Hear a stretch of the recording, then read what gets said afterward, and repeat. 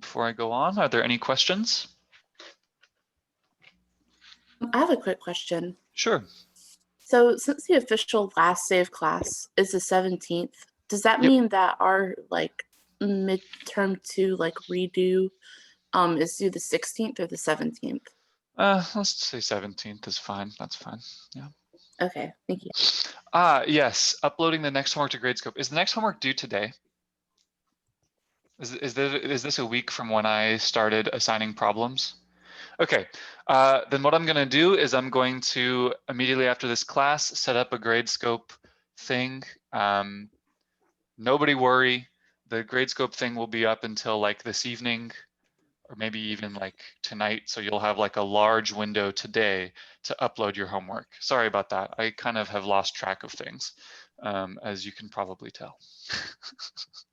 So yeah, you'll have a large window today during which you can upload your homework.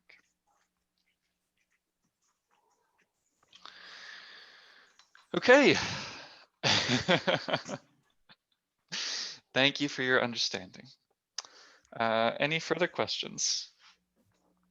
I was going to ask, where do we turn in the corrections for exam 2? You can send them to me via email.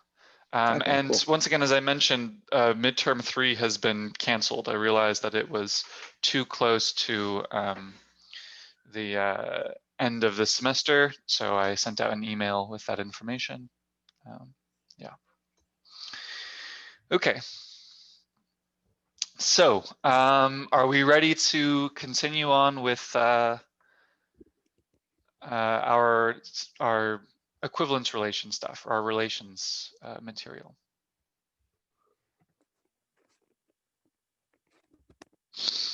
All right, so last time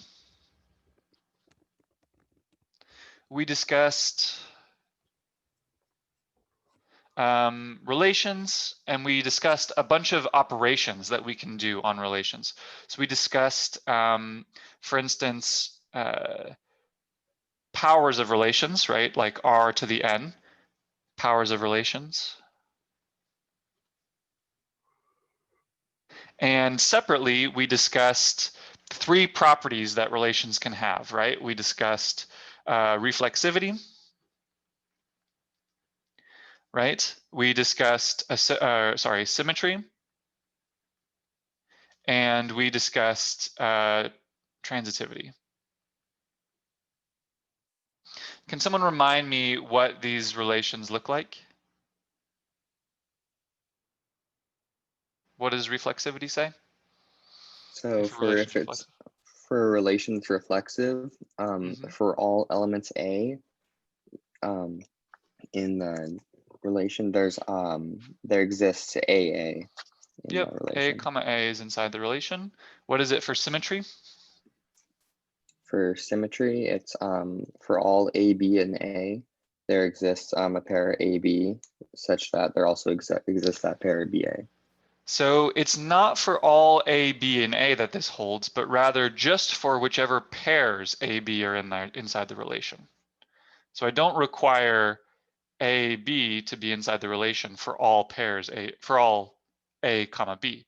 Just that whenever A, B is in R, then BA is in R, right? So for instance, the empty relation as a subset of A cross A is symmetric because there are no ABs in the relation, so vacuously it's true. Okay, and then the last one. Yeah, exactly. If A comma B and B comma C are inside the relation, then so is A comma C, exactly. Then I'll just put this in R. Great. Okay, so we examined each of these properties on their own, but it turns out that if you take all these properties together, you get something super cool. So we're starting now section 9.5. We finish 9.1, we skip straight to 9.5, equivalence relations.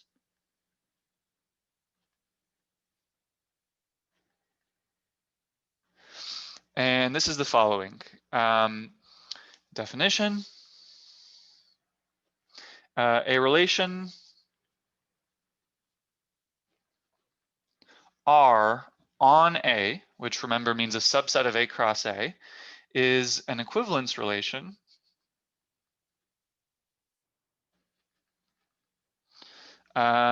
if it is reflexive,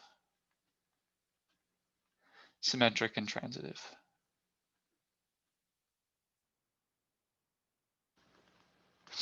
And equivalence relations are precisely the right type of relations, and this is in the name, so it's kind of obvious. But if you want to say, if you want to set some elements of your set as being equivalent, it's natural to take all of these restrictions on your relation. So for instance, you should demand that if you have some set and you want to kind of treat some of its elements as equivalent, you should first ask that A is indeed equivalent to itself. You should ask that if A is equivalent to B, then B is equivalent to A. And lastly, transitivity, you should demand that if A and B are equivalent and if B and C are equivalent, then you shouldn't be able to distinguish between A and C. So these three restrictions appear very naturally if I want to somehow set an equivalence on a set. This isn't rigorous what I'm saying, it's just kind of some motivation. Okay, so a further definition, if A and B are related by the equivalence relation R,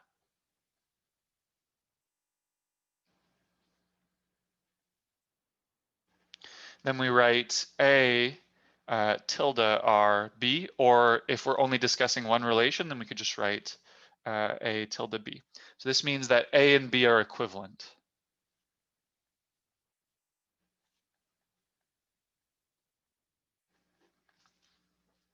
Okay. I imagine that there aren't too many questions with this setup since we've discussed each of these conditions separately.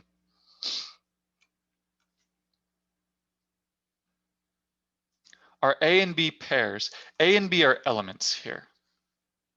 So here, this is A comma B is inside R, where R is an equivalence relation. Then I can write A tilde B.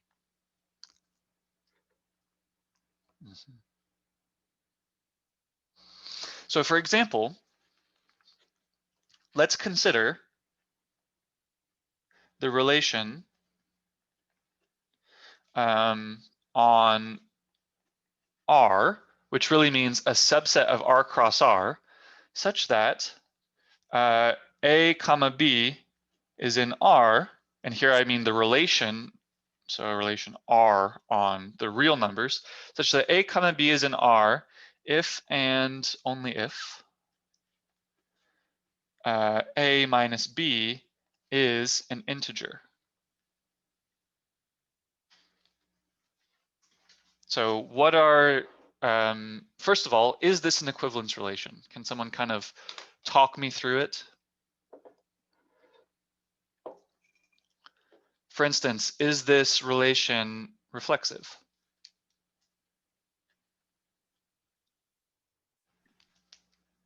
Yes. Why is it reflexive?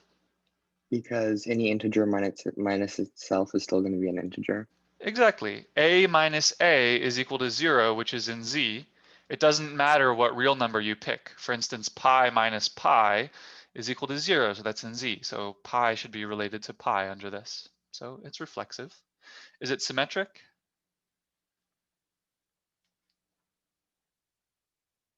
This says A minus B. Right. I only use the notation A tilde B once I have checked that this relation is actually an equivalence relation. So this is A minus B. Yeah. So it's symmetric because if A minus B is in Z, then of course B minus A is also in Z because the negative of an integer is also an integer. So it's symmetric. And is it transitive? Yes. Yeah, it's transitive because if A minus B is in Z and B minus C is in Z, then A minus C is also in Z, right? Because A minus B, well, wait, hang on, let's check this. So it's A, to check that A minus C is in here, what I want to examine is A minus C an integer? And what we know is that, let's see, how do I prove this? C is equal to this relation, B minus C being in Z, means that B is equal to C plus K for K inside Z. So really what this is I can rewrite this as, so minus C is equal to minus B plus K. And so A minus C is equal to A plus negative B plus K, which is equal to A minus B plus K. And since A minus B is an integer, and since K is an integer, I know that their sum is an integer. So indeed, I have transitivity. There are probably easier ways to see this, but you know, one can prove that this is transitive. Okay, so now this is an equivalence relation, right? So if this is an equivalence relation, I can ask which things are now equivalent. For instance, under this relation, when is A related to 0? And here I'm not using the subtraction, I'm using the tilde.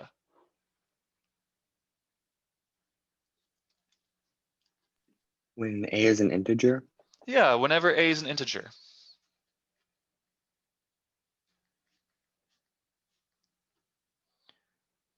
How about when is something related to 1/2? When A equals an integer plus 1/2? Yeah, exactly. These are the integers plus 1/2. Whenever A is equal to K plus 1/2 for K and Z. Similarly, when is A related to pi? Well, it's exactly when A is equal to K plus pi for K and Z. So so what I've done here is I've taken the real number line, and here are the integers inside. And what this relation does, I imagine that I have some sort of like infinitely long comb with the tines of the comb spaced out by an integer length. So here's like 0, 1, 2, 3, 4, -1, -2, -3, -4. If I want to understand when one number is related to another number, I just shift the cone by some amount, right? Like I could shift the cone by this much, where here one tine of the cone is at 2/3, and then 1 2/3, right? So all of these numbers that are hit by the tines of this comb are all related to each other, right? Does this graphically kind of make sense? It's the picture for what I was writing up here, right?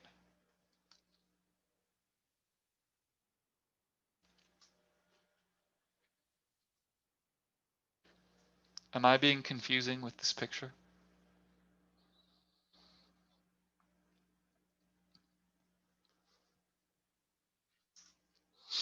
So are you saying that A is equivalent to 0 under these conditions? I guess I'm confused. Right. So the relation is an equivalence relation. So it is reasonable to say if two things are related, they can be considered as equivalent. And the things that are equivalent to 0 are the integers, because an integer minus a 0 is an integer.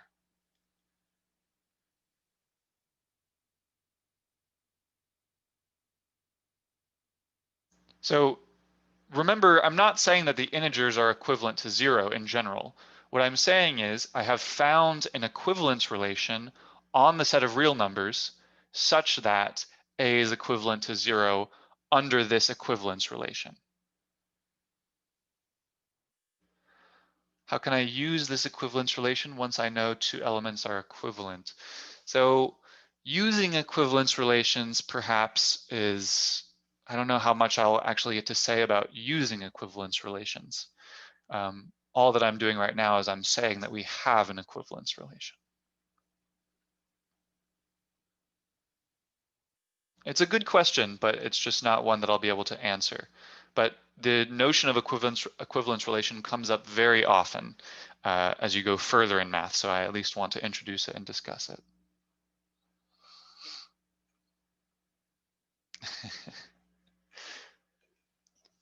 Are there any other questions on this example?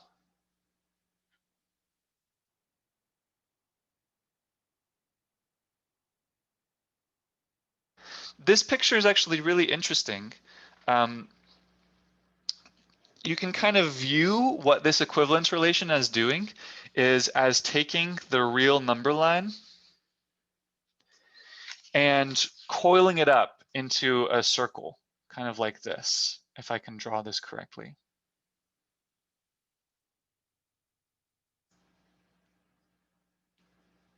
So kind of going like this. Which way should it go now? Like this. So for instance, if this is the point 0, then this is the point 1, and this is the point 2, and this is the point 3, and then here's -1, and here's -2, and then, you know, 1/2 is somewhere over here. This is 1/2, this is 1 and 1/2, etc. And in this way, you can kind of, what the equivalence relation does is it kind of squishes this whole coil of the real line onto just the circle, right? Because now everything is equivalent to something in between 0 and something less than 1, right? Everything on the real line, you know, any number that you pick on this coil somewhere, say like pi, right? Pi is 3.1 for 1 whatever. So pi is over here. And that means when I kind of scrunch this whole coil down, pi is equivalent to, so this is what pi is equivalent to. Pi is equivalent to 0.14159, etc. I'm chopping off the 3, and whatever is left over is what it's equivalent to on the circle.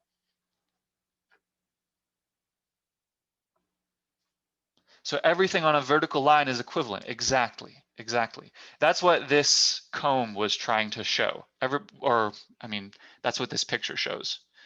Like you can imagine that the comb is touching all the points of the coil, and then you can like curl the comb around, and that's picking up all the things on a vertical line, and all those things are made equivalent by this equivalence relation. I'm kind of declaring them to be equal by this equivalence relation. And it all works out because it's an equivalence relation. If I try to declare things are equal using a relation which is not an equivalence relation, then things will go drastically bad. I hope this example is at least motivating and interesting. And this is very important as you continue on in mathematics. But are there any further questions on this?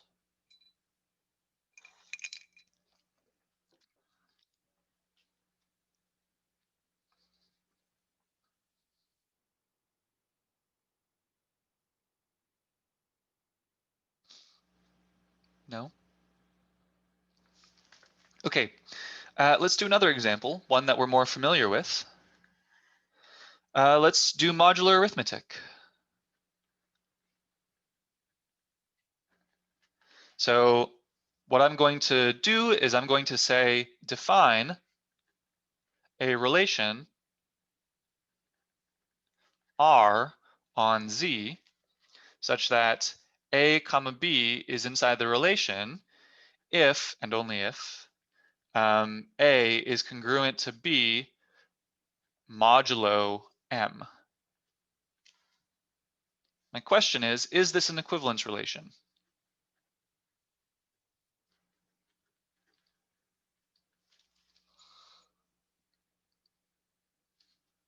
First of all, is it reflexive?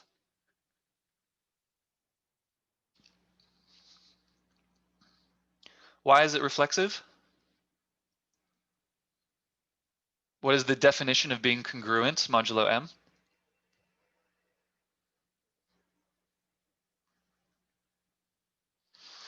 They have the M same remainder, divides A or minus B. sorry, Sorry. Naomi, could you say that again? I was saying that M divides A minus B. Exactly, perfect. It's reflexive because M divides A minus A, right? The congruence is M divides A minus B. Reflexive means is A comma A inside R, or in other words, is A congruent to A mod M? And the answer is yes, because M always divides 0. Right. So it's reflexive. Is it symmetric?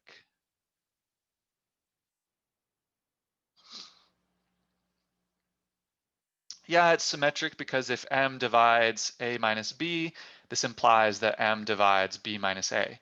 You just take the negative of K, right? If A minus B is equal to MK, then B minus A is equal to negative MK. And is it transitive?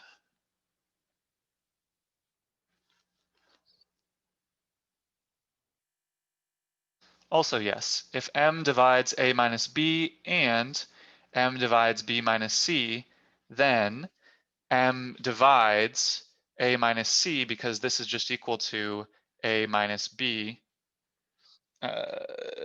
plus B minus C. And we know that if you divide both parts of a summand, you divide the whole thing. Right. I am sure that it was on your homework because this way you were proving things about equivalence relations before you ever knew what an equivalence relation was. Okay, so mod M is an equivalence relation.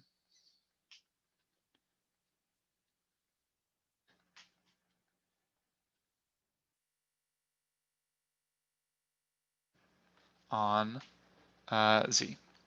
And this kind of, oh, yep, there's a question. Go on.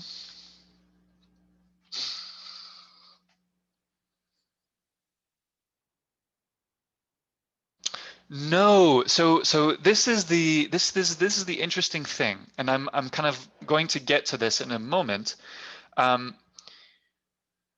The point is that, well, I should probably say this very soon.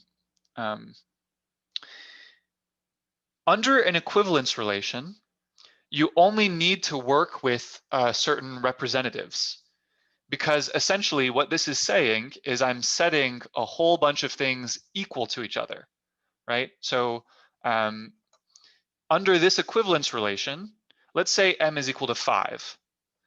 Then under this equivalence relation, 0 is equivalent under the relation to 5, which is equivalent to 10 and 15 and 20. So all the things that are divisible by 5 are now deemed equivalent.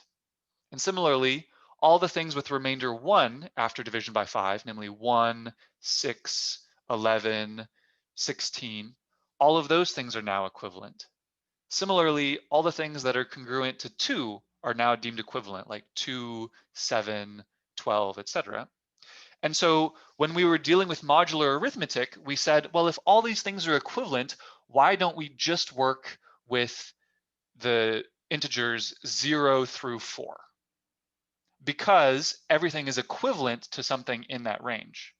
But nonetheless, when I'm setting up the equivalence relation, I do need to understand how it works on all of Z, on all of the integers.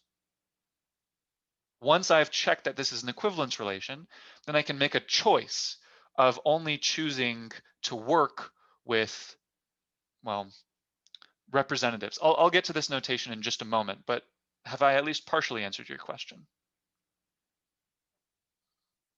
Right, so 0 is indeed congruent to 10 modulo 5. So these are equivalent under this relation if m is equal to 5. And also 10 is congruent to 0 modulo 5. Yes, exactly.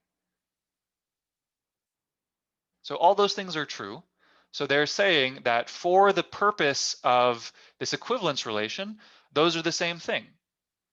And it works very well if you think about like clocks, right? We can go back to modular arithmetic in terms of clocks.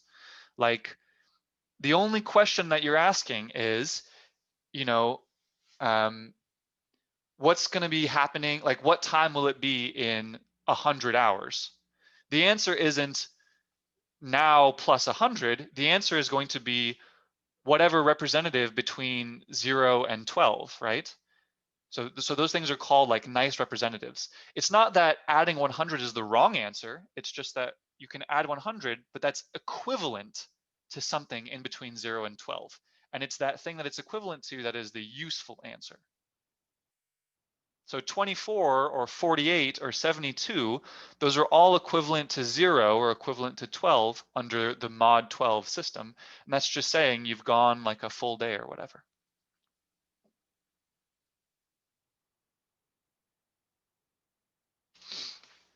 I feel like my lectures are getting more and more rambly, but I hope that was helpful.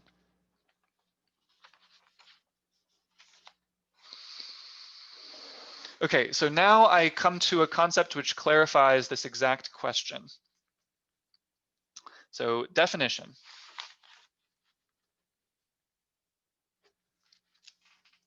The equivalence class, so let R be a relation on A. Then the set collection of A in A such that B comma A is inside R is denoted with a box B, and this is called the equivalence class of B.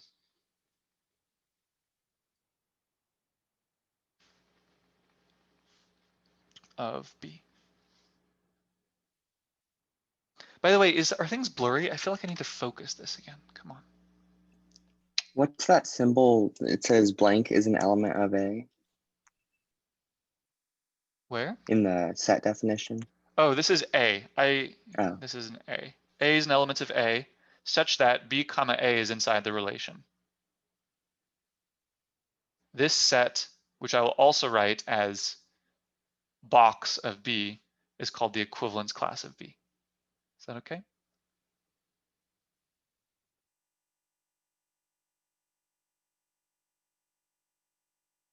Okay. So now we come to the next definition. So any B inside the equivalence class of A is called a representative. A representative of the equivalence class A.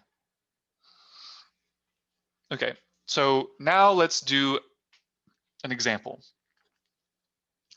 What are the equivalence classes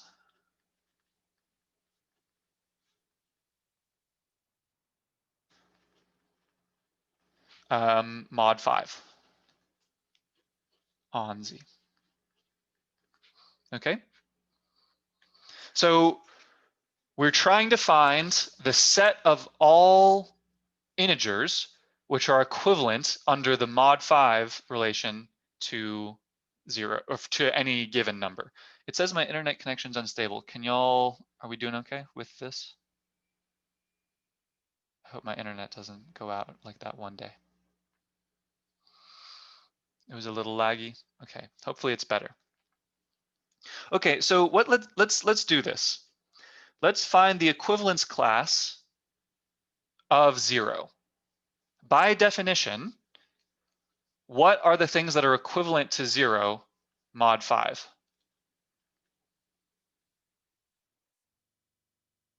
What do I know immediately by reflexivity because I am using an equivalence relation? Yeah, exactly, 0. 0 always is equivalent to 0 because I'm dealing with an equivalence relation and equivalence relations are reflexive. So 0 is always inside this set. But yeah, also 5, also 10, also 15, also 20, etc. -5 is in there, -10, right? I've already made this list. These are all inside the set. These are all inside the equivalence class of 0 because they're all related to 0 under this equivalence relation, right? Now let's do 1. This is as you expect. This is 1, 6, what is after 6? 11, 16, etc. And also -4 and -9, and these, right? This is the collection of all integers which are related to 1 under this equivalence relation because they are all congruent to 1 modulo 5. 2 is equal to 2, 7, 12, 17, etc. And also -3, -8, and so on and so forth. Okay. 3 is equivalent to 3, 8, 13, 18, and so on, and -2, -7, and so on down this way. Okay, 4, these are kind of boring. I'm just gonna write this up. 4, 9, 14, 19, and so on and so forth. -1, -6, and so forth. Okay, so we agree with these equivalence classes, right? These are the set of all things that are equivalent to 0. These are the set of all things that are equivalent to 1, etc., right? Now let's do the set of what the equivalence class of 5. What's equivalent to 5 under the relation modulo 5? Yeah, 5 is in there, 10 is in there, 15 is in there, 20 is in there. How about 0? Yep, 0, -5, all the way on down. So what we observe is that the equivalence class of 5 is the same thing as the equivalence class of 0. The equivalence class of 0 is equal to the equivalence class of 5. These are the same set. The things that are equivalent to 0 are also equivalent to 5. So what this says is that, well, I shouldn't have, 0 is equal to 5. Or in other words, 5 is a representative of the equivalence class 0.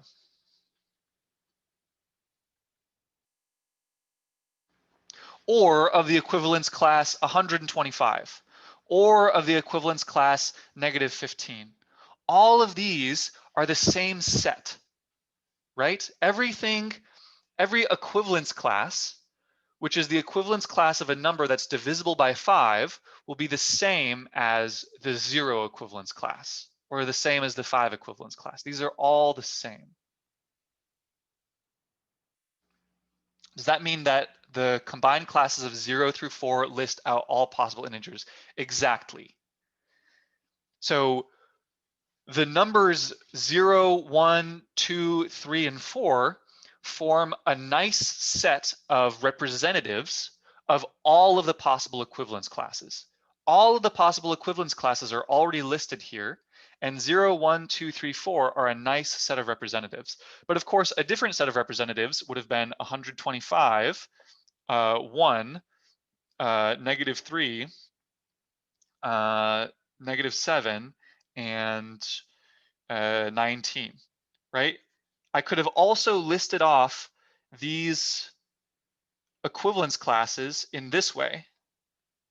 And this is providing the exact same information as this is. It's just that these representatives are slightly less nice to work with, whereas 0, 1, 2, 3, and 4 are very easy representatives to work with. But either way, I'm listing all of the equivalence classes modulo 5.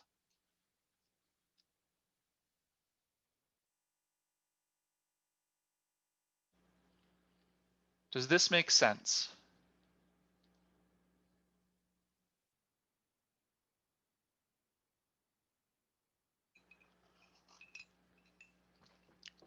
Any questions here?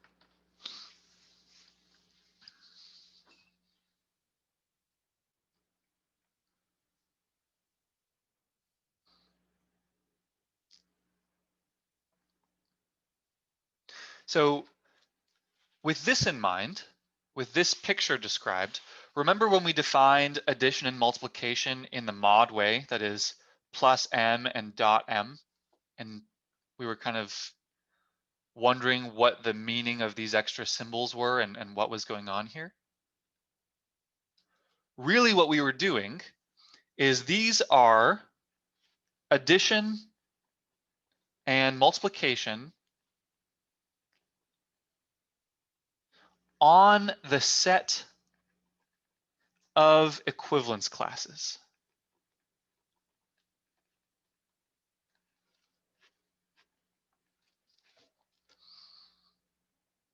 In other words, I'm not defining how to add integers. I'm defining how to add these equivalence classes to each other. So for instance,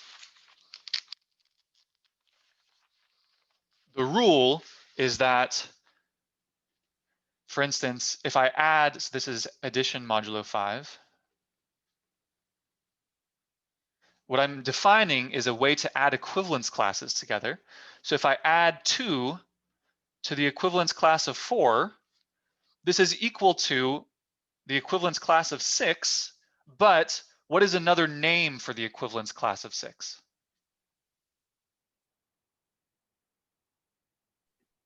Yeah, Equivalence class of exactly. 1. This is the same equivalence class as 1. 6 is just a different representative, a different name for this class. This class can be named by naming any of the elements inside here. That's why they're called representatives. So 6 and 1 are both representatives of this class.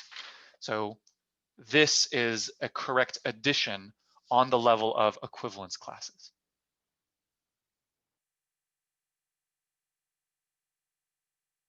Does this kind of help clarify what we were doing? Right. Those rules about plus m and dot m are really just saying I am defining an addition and a multiplication on this set of elements, this set of equivalence classes.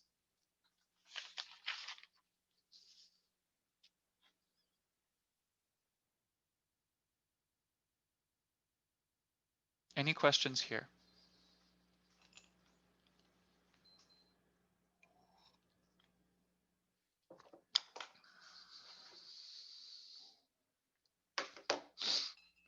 Okay. Then the next thing that I'm going to do is I'm going to give a proof. Well, okay, here I need to give a theorem. This isn't so much a theorem, but kind of like a little lemma. So let R be an equivalence class or an equivalence relation on A. Then we have the following are equal, or the following are equivalent.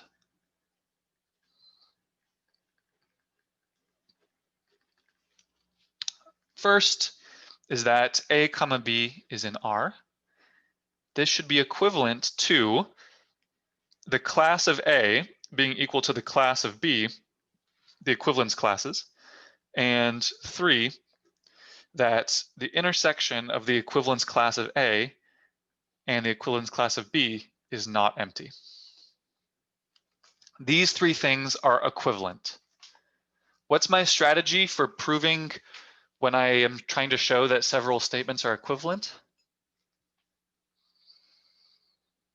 Induction.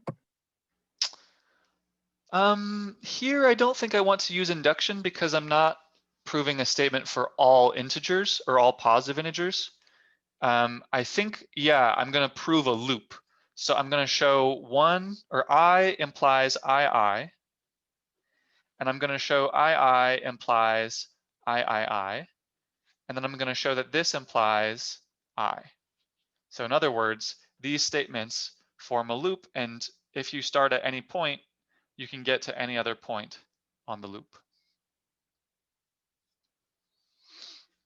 Do we remember? We haven't done very many kinds of this proof, but do we remember me discussing this at the very beginning of class, like a long time ago? Excellent. I'm very excited that we finally get to prove a useful statement using this loop procedure. Okay, so we're going to show that I implies I. So we assume that A comma B is inside our relation. And we want to show that the equivalence class of A is equal to the equivalence class of B. What are we trying to show here?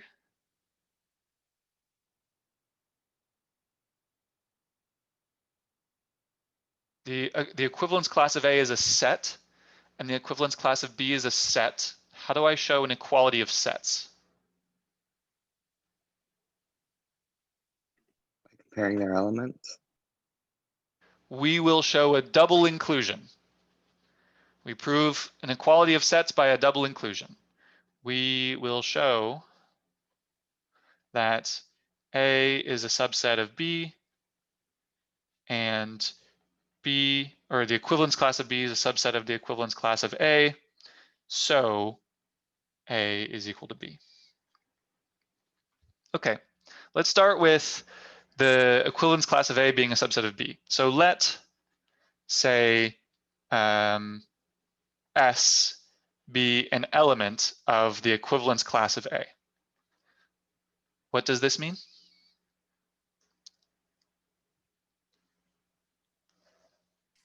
This is a representative of the class A. That's true. S is a representative of the class A, that's correct. But what do I get just from the definition? What's the definition of this set?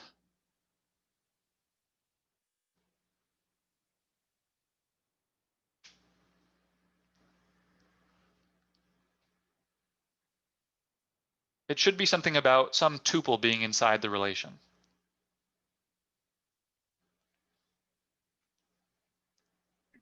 S is a value of B that's equivalent to A.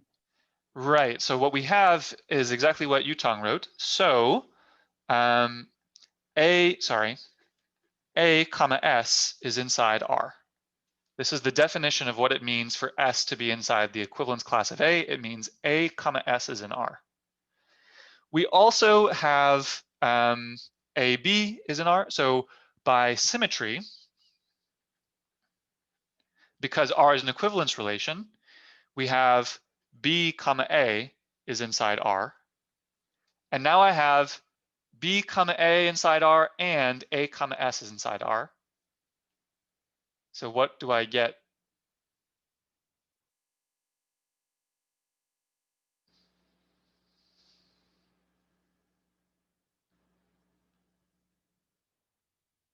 Yes, then B comma S is inside R by transitivity. Remember, R is an equivalence relation. B is comma S is inside R by transitivity. So S is inside the equivalence class of B. And the equivalence class of A is a subset of the equivalence class of B. Is that clear?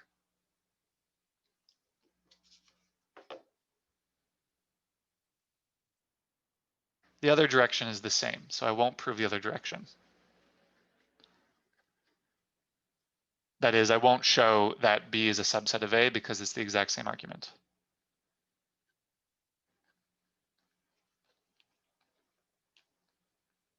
Okay, Next, I want to show that 2 implies 3. So I assume that A is equal to B. And I want to show that the intersection of A and B is not empty. How do I do this?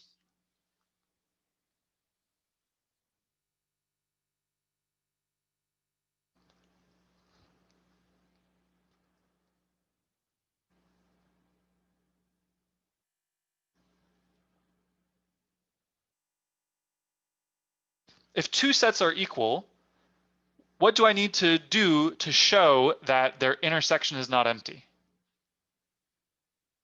What's the only way that 2 sets can be equal and not have any intersection?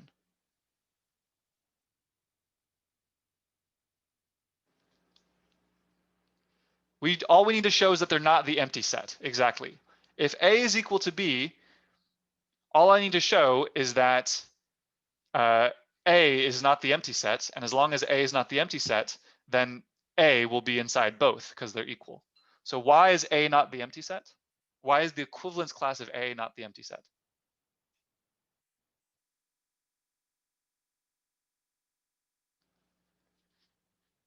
We used symmetry and transitivity of R here. What's the last property that we haven't used of being an equivalence relation? Yes. Reflexivity.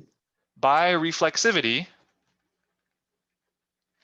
the element A is inside the equivalence class of A. Since A is equal to B, I must have A inside the equivalence class of B as well, so A is inside the intersection. So A intersect B is not empty. Is this okay?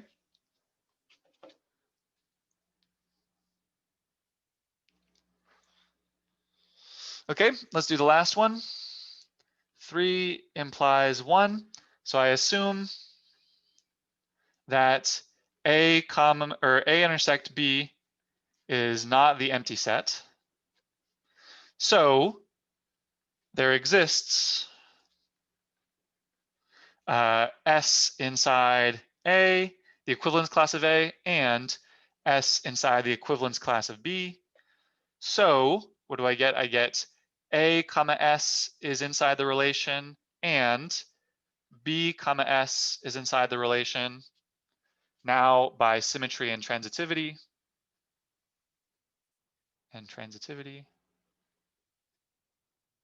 I want to show A comma B is in the relation. So I use symmetry to write this as S comma B is in R. And now I have A comma S in R and S comma B in R. So A comma B is inside R. And I've proved my circle. So these things are equivalent. Any questions on this? Could you show the last part again?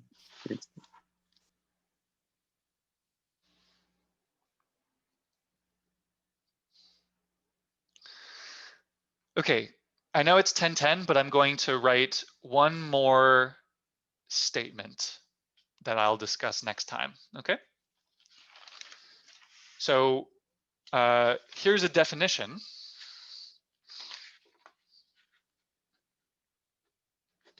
A partition of a set. So a partition of a set S is a collection of sets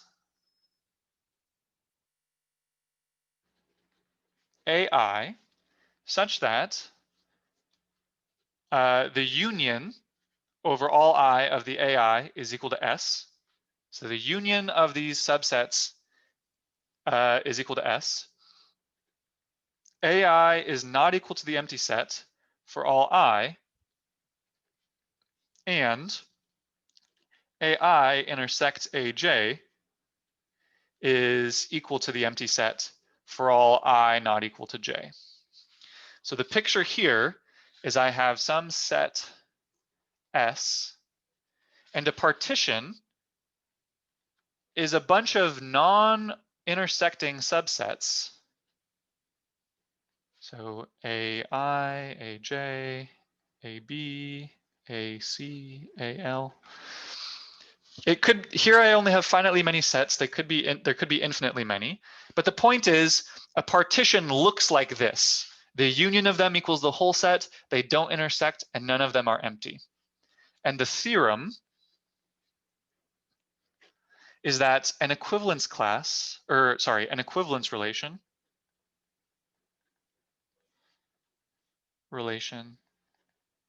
on R is the same as a partition. An equivalence relation R on S is the same as a partition on S, where the subsets AI are given by equivalence classes.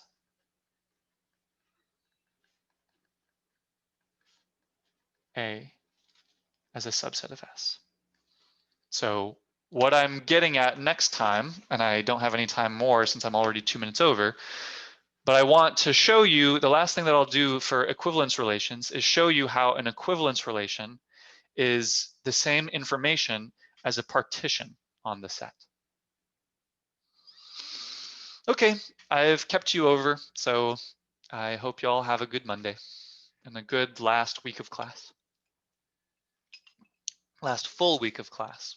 And I'll set up the Gradescope thing so that y'all can turn in your homework. Could you read like the last line and a half of the theorem? Where? It says AI are something by The equivalence AI classes. are given by equivalence classes. Okay. So in order to produce a partition, I need to give you subsets. And I'm saying the subsets that you should consider are equivalence classes.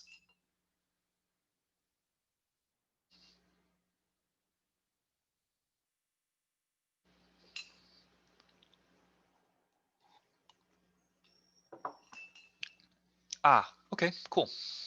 Sounds good, Oscar. I'll respond.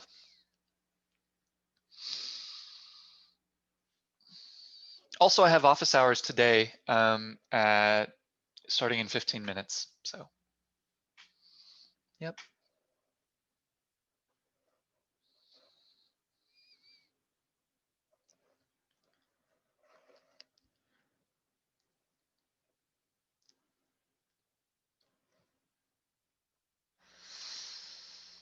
All right. Any questions? Naomi, Rohan, or Alyssa?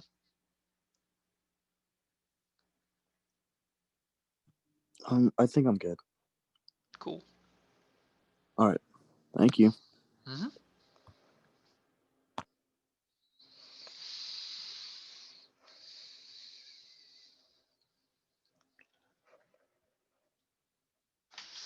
Okay, I'm going to end the recording at least. Naomi or Alyssa, any questions?